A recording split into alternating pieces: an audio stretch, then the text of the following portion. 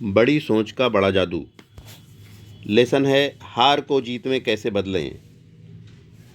और हमारा भाग नंबर है 37। दोस्तों आइए, फिल्मों के शौकीन लोग महान अभिनेता बैरीमोर को कभी नहीं भूल पाएंगे। 1936 में बैरीमोर के नितंब में फ्रैक्चर हो गया। यह फ्रैक्चर कभी ठीक नहीं हो पाया। कई लोगों को लगा कि मिस्टर बैरीमोर की ज़िंदगी खत्म हो गई, परंतु नहीं, मिस्टर बैरीमोर को ऐसा नहीं लगा। उन्होंने इस बाधा को दूर करके अपने अभिनय की सफलता से भी बड़ी सफलता का रास्ता बना लिया। अगले 18 सालों तक दर्द के बावजूद उन्होंने व्हील चेयर पर बैठे बैठे दर्जनों सफल भूमिकाओं में अभिनय किया। 15 मार्च 1945 को डब्ल्यू काल्विन विलियम्स फ्रांस में एक टैंक के पीछे चल रहे थे। टैंक एक बारूदी सुरंग से टकराया, उसमें विस्फोट हुआ और इसने मिस्टर विलियम्स हमेशा के लिए अंधे हो गए। परंतु यह दुर्घटना मिस्टर विलियम्स को पादरी और सलाहकार बनने के अपने लक्ष्य का पीछा करने से नहीं रोक पाई। जब उन्होंने कॉलेज से ग्रेजुएशन कर लिया और वह भी ऑनर्स के साथ, तो विलियम्स ने कहा कि उनके विचार से उनका अंधापन उनके चुने गए करियर में एक वरदान साबित होगा।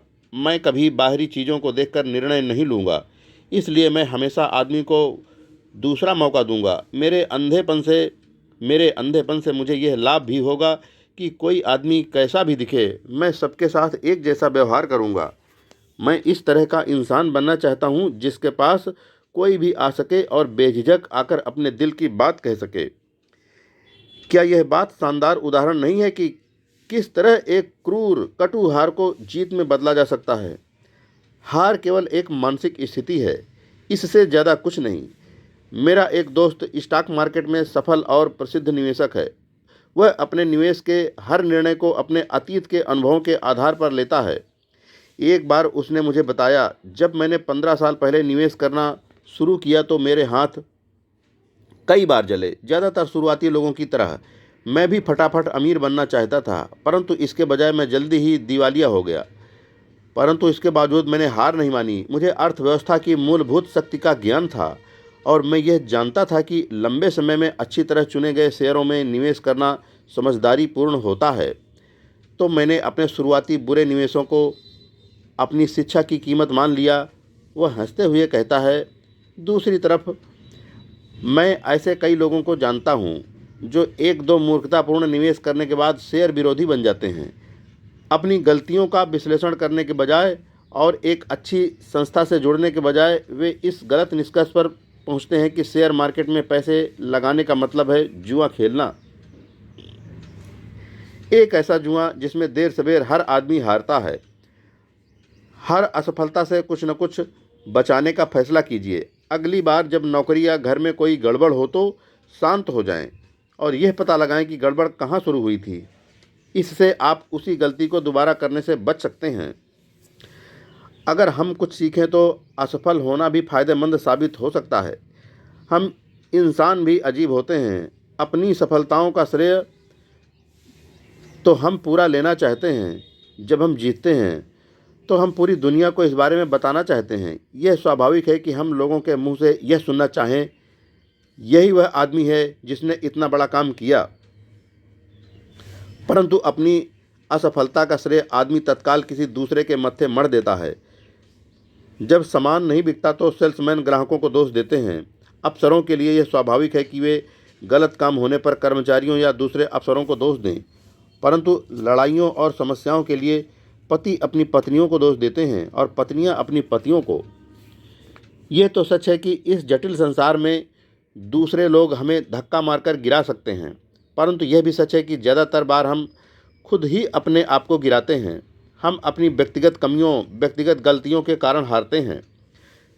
सफलता के लिए खुद को इस तरह तैयार करें। अपने आप को याद दिलाएं कि आप आदर्श और पूर्ण मनुष्य बनना चाहते हैं, जिसका जितना बनना इंसान के लिए संभव है। अपने आप को एक टेस्ट ट्यूब में रखकर निष्पक्ष दृष्टि से खुद का और अपनी स्थिति का मूल्यांकन करें।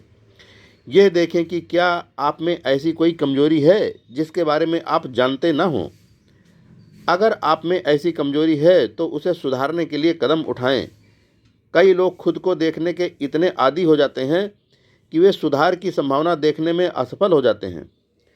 महान metropolitan opera star Rise Stevens ने रीडर्स डाइजेस्ट जुलाई 1955 में कहा कि उसे सबसे अच्छी सलाह अपने जीवन के सबसे दुखद क्षण में मिली। अपने करियर की शुरुआत में Miss Stevens Metropolitan Opera auditions of the year में असफल हो गई। हारने के बाद मिस स्टीवंस कड़वाहट से भरी हुई थी। मैं यह सुनना चाहती थी, उसने कहा, कि मेरी आवाज़ वास्तव में दूसरी लड़की से सचमुच बेहतर थी, कि निर्णायकों का फैसला गलत था, कि मैं इसलिए नहीं जीत पाई क्योंकि मेरे पास सोर्स नहीं था। परंतु मिस स्टीवंस की टीचर ने उसे कोई झूठी सांत्वना नहीं दी। इसके बजाय उन्होंने मिस स्टीवंस से कहा, देखो बेटा, अपनी गलतियों का सामना करने की हिम्मत जुटाओ। हालांकि मैं आत्मदया के शब्द सुनना चाहती थी, मिस स्टीवंस ने कहा, परंतु अपनी टीचर के शब्द बार बार मेरे कानों में गूंजते रहे। उस रात उन शब्दों ने मुझे जगा दिया। मैं तब तक नहीं सो पाई जब तक कि मैंने अपनी कमियों का सामना नहीं कर लिया। अंधेरे में लेटे लेटे मैंने खुद से पूछा, मैं क्यों असफल हुई? मैं अगली बार किस तरह जीत सकती हूँ? और मैंने पाया कि मेरी आवाज़ की रेंज सचमुच उतनी अच्छी नहीं है जितनी की होनी चाहिए, कि मुझे और भाषाएं सीखनी चाहिए, कि मुझे और ज़्यादा भूमिकाएं सीखनी चाहिए। मिस स्टीवंस ने आगे बताया कि किस तरह अपनी कमियों का सामना करने से उसे न सिर्फ स्टेज पर सफलता मिली, बल्कि अपनी गलतियों को मानने से उसके ज़्यादा दोस्त भी बने और वह ज़्यादा लोकप्रिय भी हुई। खुद का अच्छा आलोचक होना अच्छी बात है, बशर्ते कि आलोचना रचनात्मक हो। इससे आपको व्यक्तिगत शक्ति और योग्यता बढ़ाने में मदद मिलती है, जो सफलता के लिए बहुत ज़रूरी है। दूसरों को दोष देना विध्वंसात्मक है। सामने वाले की गलती साबित करने से आपको कुछ भी हासिल नहीं होता। रचनात्मक रूप से खुद की आलोचना करें। अपनी कमियों को स्वीकार करने में न हिचकिचाएं। सच्चे प्रोफेशनल बने। वे अपनी गलतियों और कमजोरियों को ढूंढते हैं, फिर उन्हें दूर करते हैं। इसी कारण वे सफल प्रोफेशनल बनते हैं।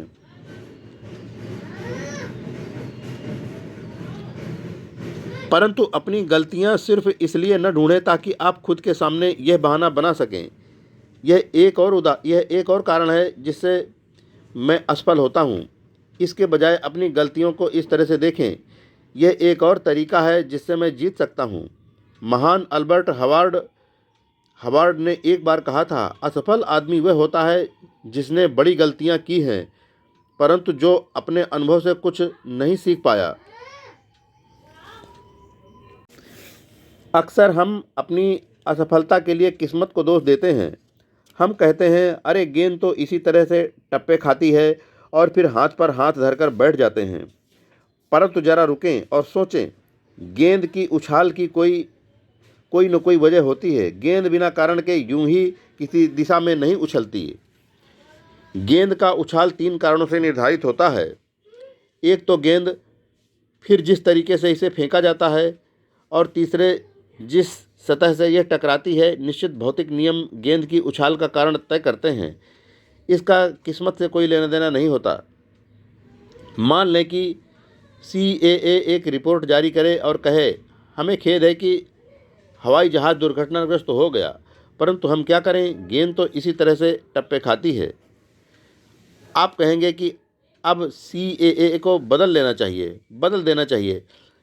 या अगर कोई डॉक्टर किसी रिश्तेदार से कहे, मुझे खेद है कि मैं उसे बचा नहीं पाया, मैं नहीं जानता कि ऐसा कैसे हुआ, ये तो किस्मत की बात थी। जब आप या आपका कोई दूसरा रिश्तेदार बीमार होगा तो आप उस डॉक्टर के पास नहीं जाएंगे। गेंद तो इसी तरह से टप्पे खाती है वाली शैली में हमें कुछ नहीं सिखाती। जब हम अगली बार उसी तरह की परिस्थिति का सामना करते हैं तो हम वही गलती करने से सिर्फ इसलिए नहीं बच पाते क्योंकि हमने अपनी पिछली गलती से सबक नहीं सीखा था। वह फुटबॉल कोच जो शनिवार का मैच हार जाने के बाद अपनी टीम से कहता है, चिंता मत करो, गेंद तो इसी तरह से टप्पे खाती है, अपनी टीम की गलतियां ढूंढने में मदद नहीं कर रहा है, जिससे अगले शनिवार को होने वाले मैच में उन गलतियों को सुधारा जा सके। डियरबॉर्न मिशिगन के मेयर आरविल हबार्ड 17 सालों से लगातार मेयर हैं और देश के सर्वाधिक प्रतिष्ठित नगरीय प्रशासकों में से एक हैं। डियरबॉर्न के मेयर बनने के 10 साल पहले मिस्टर हबार्ड भी बदकिस्मती का बहाना बना सकते थे और राजनीति छोड़ सकते थे। लगातार विजेता बनने के पहले आरविल हबार्ड 3 बार बदकिस्मत रहे थे क्योंकि उन्हें मेयर पद के लिए नामांकित ही नहीं किया गया था। 3 बार उन्होंने स्टेट सीनेटर के लिए नामांकन हासिल करने की कोशिश की थी, परंतु वे असफल हुए थे। एक बार तो वे कांग्रेस के लिए नामांकन की दौड़ से ही बाहर हो गए थे। परंतु आरविल हबार्ड ने अपनी पराजयों का अध्ययन किया। उन्होंने इसे अपनी राजनीतिक शिक्षा का हिस्सा बना लिया और आज वे स्थानीय सरकार के सबसे मंझे हुए सबसे अपराजेय राजनेताओं में से एक हैं। किस्मत को दोष देने के बजाय अपनी असफलताओं का विश्लेषण करें। अगर आप हार जाते हैं तो सीखें। ज़्यादातर लोग जिंदगी में अपनी असफलताओं का विश्लेषण करते समय बदकिस्मती, दुर्भाग्य, किस्मत या तकदीर को दोष देते हैं। यह लोग बच्चों की तरह अपरिपक्व होते हैं और सहानुभूति की तलाश करते हैं, और चूंकि उन्हें अपनी गलती का एहसास ही नहीं होता, इसलिए वे ज़्यादा बड़े, ज़्यादा मजबूत और ज़्यादा आत्मनिर्भर होने के अवसर देखने में असफल रहते हैं।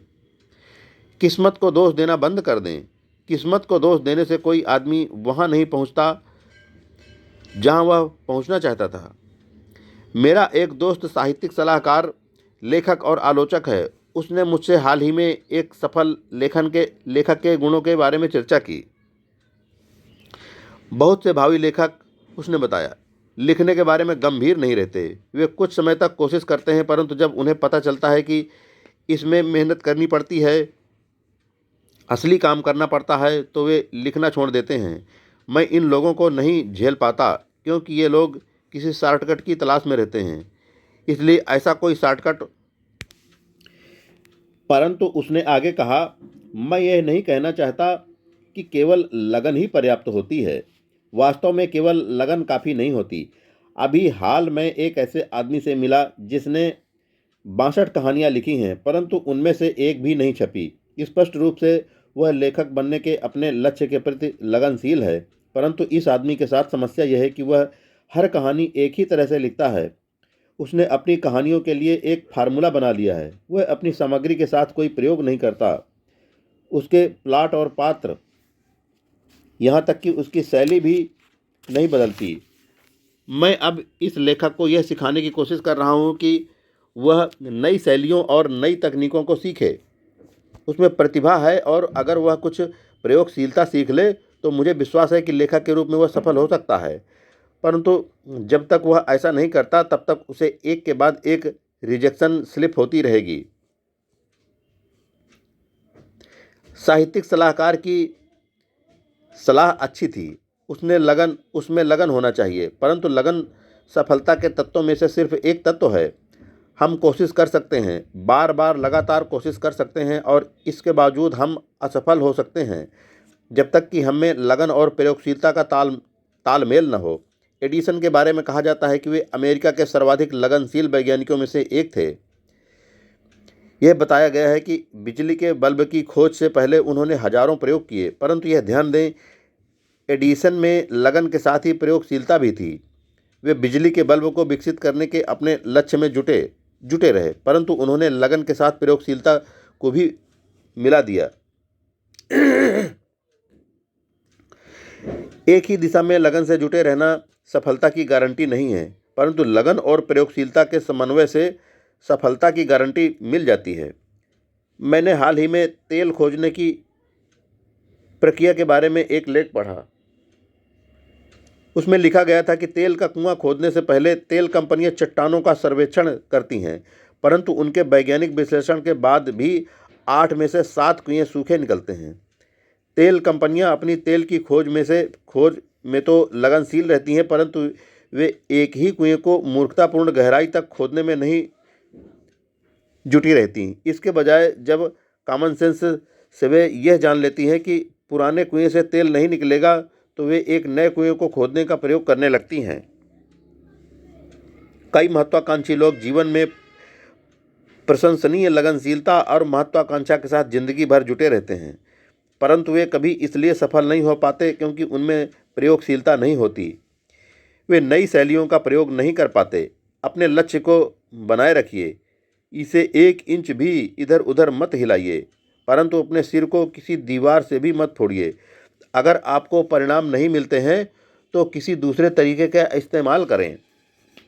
जिन लोगों को बुलडॉग जैसी लगनशीलता होती है, जो एक बार किसी चीज़ को पकड़ लेने पर उसे नहीं छोड़ते हैं, उनमें सफलता का यह मूलभूत तत्व होता है। यहाँ 2 सुझाव दिए जा रहे हैं जिनमें आप प्रयोगशीलता सीख सकते हैं और लगनशीलता के साथ इसके समन्वय के बाद आप आसानी से सफल हो सकते हैं। नंबर 1, खुद को बताएं कोई तरीका है। विचारों में चुंबकीय शक्ति होती है। जैसे ही आप खुद को बताते हैं, मैं हार गया हूँ, मैं इस समस्या से नहीं जीत सकता, आप नकारात्मक विचारों को आकर्षित करते हैं और इनमें से प्रत्येक विचार आपको यह विश्वास दिलाता है कि आप सही हैं, कि आप वास्तव में हार चुके हैं। इसके बजाय यह विश्वास करें, इस समस्या को सुलझाने का कोई तो रास्ता होगा और तत्काल आपके दिमाग में सकारात्मक विचार आने लगेंगे, जिससे आपको समस्या सुलझाने में मदद मिलेगी। कोई न कोई तरीका तो है। यह सोचना, यह विश्वास करना सचमुच महत्वपूर्ण है। विवाह परामर्शदाता भी विवाह को नहीं बचा सकते जब तक कि वह या दोनों जीवन साथी यह न सोचें कि एक बार फिर साथ रहना संभव है। मनोवैज्ञानिक और सामाजिक कार्यकर्ता कहते हैं कि कोई शराबी तब तक शराबी ही बना रहेगा जब तक कि उसे यह यकीन न हो जाए कि वह शराब की आदत छोड़ भी सकता है। इस साल हजारों नई कहानियां बनेंगी। 5 साल बाद इनमें से कुछ कम कंपनियां ही बची रह पाएंगी। असफल होने वाली ज़्यादातर कंपनियां यही कहेंगी, प्रतियोगिता बहुत ज़्यादा थी, हमारे पास छोड़ देने के सिवा कोई विकल्प ही नहीं था। असली समस्या यह है कि जब ज़्यादातर लोगों के सामने मुश्किलें या बाधाएं आती हैं तो वे केवल पराजय के बारे में ही सोचते हैं और इसी कारण वे हार जाते हैं।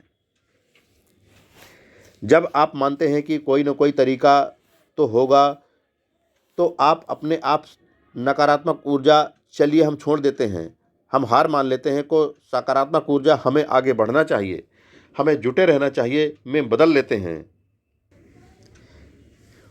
कोई भी समस्या या मुश्किल तभी तक पहाड़ जैसी लगेगी जब तक इसे पहाड़ जैसा समझेंगे।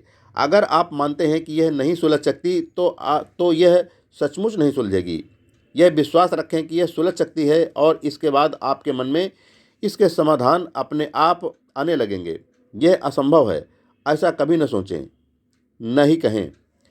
दूसरा नंबर, पीछे हटें और फिर से शुरू करें। अक्सर हम इतने लंबे समय तक किसी समस्या के इतने करीब रहते हैं कि हम नए समाधान या नई शैलियों को नहीं देख पाते। मेरे एक इंजीनियर दोस्त को एक नई एल्यूमीनियम इमारत की डिज़ाइन बनाने का काम मिला। इस तरह की कोई चीज़ या इससे मिलती जुलती कोई चीज़ या उसकी डिज़ाइन अब तक किसी ने नहीं बनाई थी। मैं इस दोस्त से कुछ दिन पहले मिला और मैंने उससे पूछा कि उसकी नई बिल्डिंग का क्या हाल है। बहुत अच्छा नहीं, उसने जवाब दिया। मुझे लगता है कि मैंने इन गर्मियों में अपने बगीचे में पर्याप्त समय नहीं दिया है। जब मैं लंबे समय तक डिजाइनिंग की कठिन समस्याओं में उलझा रहता हूँ तो मुझे इससे बाहर निकलने की ज़रूरत होती है, क्योंकि बाहर निकलने के बाद ही मेरे मन में नए विचार आते हैं। आपको यह जानकर आश्चर्य होगा, उसने आगे कहा, कई इंजीनियरिंग के विचार तो मेरे मन में तब आते हैं जब मैं पेड़ के करीब बैठकर घास पर पानी डाल रहा होता हूँ। अपनी राष्ट्रपति आइजनहावर से एक बार किसी पत्रकार वार्ता में पूछा गया कि वे इतनी छुट्टियां क्यों मनाते हैं। उनका जवाब उन लोगों के बहुत काम का है जो अपनी रचनात्मक योग्यता बढ़ाना चाहते हैं। आइजनहावर ने कहा, मैं नहीं मानता कि कोई भी आदमी, चाहे वह जनरल स्टोर चला रहा हो या देश, अपनी मेज पर बैठकर या ढेर सारे कागजों के बीच में मुंह छिपाकर अपने काम को अच्छी तरह से कर सकता है। वास्तव में प्रेसिडेंट को अपना दिमाग फालतू की चीज़ों से मुक्त रखना चाहिए। उसे मूलभूत सिद्धांतों और मुख्य मुद्दों पर अपना खुद का चिंतन करते रहना चाहिए ताकि वह स्पष्ट सोच सके और बेहतर निर्णय ले सके। मेरा एक भूतपूर्व बिजनेस सहयोगी अपनी पत्नी के साथ हर महीने 72 घंटे की छुट्टियां मनाने शहर से बाहर जाता है। उसका मानना है कि इस तरह पीछे हटने और नए सिरे से शुरू करने से उसकी मानसिक क्षमता बढ़ जाती है और वह अपने ग्राहकों को अधिक लाभ पहुंचा पाता है। जब आपकी राह में बाधा आए तो पूरी प्रोजेक्ट को कूड़ेदान में न डाल दें। इसके बजाय पीछे हटें, मानसिक रूप से खुद को तरोताज़ा कर लें, संगीत सुनें या टहलें या झपकी ले लें। इसके बाद जब आप उस समस्या का सामना करेंगे तो आपके कुछ सोचने से पहले ही आपके सामने इसका समाधान अपने आप आ जाएगा। बड़ी परिस्थितियों में भी अच्छे पहलू को देखना लाभदायक होता है। एक युवक ने मुझे बताया कि जब उसकी नौकरी छूटी तो उसने अच्छे पहलू को देखने पर ध्यान केंद्रित किया। उसने बताया, मैं एक बड़ी क्रेडिट रिपोर्टिंग कंपनी के लिए काम कर रहा था। एक दिन मुझे नौकरी से हटाने का नोटिस थमा दिया गया। मंदी का दौर चल रहा था और कंपनी उन कर्मचारियों को हटा रही थी जो उसके लिए कम महत्वपूर्ण थे। नौकरी में मुझे तनख्वाह तो ज़्यादा नहीं मिलती थी, परंतु फिर भी मेरे हिसाब से यह अच्छी थी।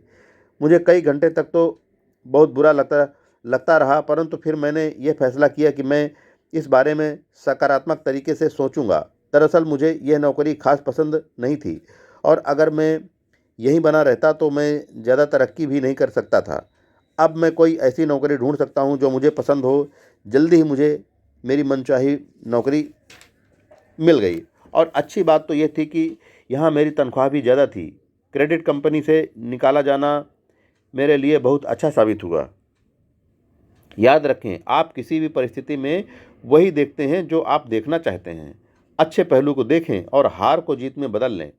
अगर आप स्पष्ट दृष्टि विकसित कर लेते हैं तो सारी चीज़ें आपके लिए अच्छा काम करेंगी। अब संक्षेप में इस पूरे लेसन का संक्षेप सुनिए, हार को जीत में कैसे बदला जाता है। सफलता और असफलता में फर्क इस बात का होता है कि असफलता बाधा, निराशाजनक स्थितियों और हतोत्साहित करने वाली बातों के प्रति आपका रवैया क्या है। हार को जीत में बदलने के लिए यह 5 सिद्धांत काम में लाएं। पहला सिद्धांत, असफलता का अध्ययन करें ताकि आप सफलता की राह पर आगे बढ़ सकें। जब आप हारें तो उस हार से सबक सीखें और फिर अगली बार जीतने की तैयारी करें। दूसरा, अपने खुद के रचनात्मक आलोचक बनने का साहस करें। अपनी गलतियां और कमजोरियां खोजें और फिर उन्हें सुधारें। इससे आप प्रोफेशनल बन जाएंगे। तीसरा, किस्मत को दोष देना बंद कर दें। हर असफलता का विश्लेषण करें। यह पता लगाएं कि गलती कहाँ हुई थी। याद रखें, तकदीर को दोष देने से कोई आदमी वहाँ नहीं पहुँचा जहाँ वह पहुँचना चाहता था। चौथा, लगनशीलता के साथ प्रयोगशीलता का समन्वय कर लें।